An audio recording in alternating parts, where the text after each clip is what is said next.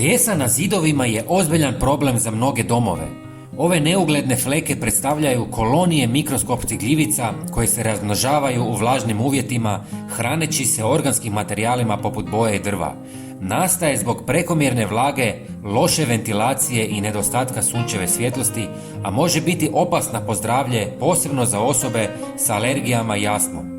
U ovom videu ću vam pokazati najbolje i najjače prirodno rješenje protiv gljivica i plijesni. Prije nego vam pokažem par sastojaka koje će vam pomoći, poslušajte samo par ovih kratkih savjeta kako bi maksimalno smanjili nastanak plijesni. Redovno otvarajte prozore kako biste poboljšali protok vazduha i smanjili vlagu u prostorijama. Upotrebljavajte ventilatore u kupatilu i kuhinji kako biste smanjili vlagu koja nastaje prilikom kuhanja ili tuširanja. Izbjegavajte postavljanje namještaja preblizu zidova kako bi zrak mogao slobodno cirkulirati i spriječio zadržavanje vlage. Sada ću vam pokazati dva najjača sredstva protiv plijesni. Jedan je za uništavanje plijesni, a drugi za spriječavanje. U 300 ml bijelog octa dodajte 1 žlicu usitnjenih klinčića i 1 žlicu češnjaka u prahu.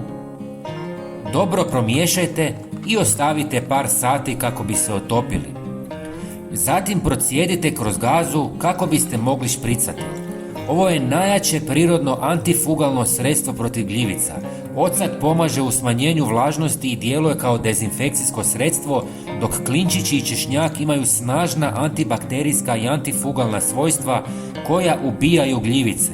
Kombinacija ovih sastojaka ne samo da uklanja plijesan, već i sprječava njeno ponovo pojavljivanje. Napunite sprej i špricajte po plijesni. Ostavite 20 minuta da djeluje i zatim obrišite mokrom ili suhom krpom.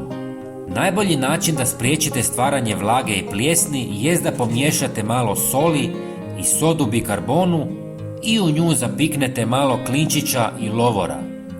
Sol je prirodni dehidrator koji pomaže u smanjenju vlažnosti, dok soda bikarbona upija vlagu i neutralizira neugodne mirise.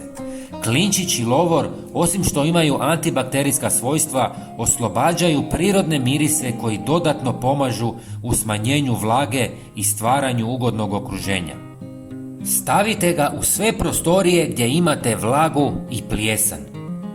Prijatelji, svakako podijelite ovaj video sa svim prijateljima kako bi pomogli što više ljudi. Plijesan je opasna stvar i želim da maksimalno sačuvamo zdravlje. Hvala vam. Pozdrav!